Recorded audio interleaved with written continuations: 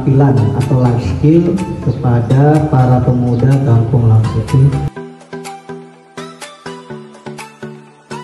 Sebuah keahlian sehingga untuk setelah kegiatan itu abang-abang adik-adik sekalian zuhur oleh masyarakat untuk bisa memasang instalasi listrik.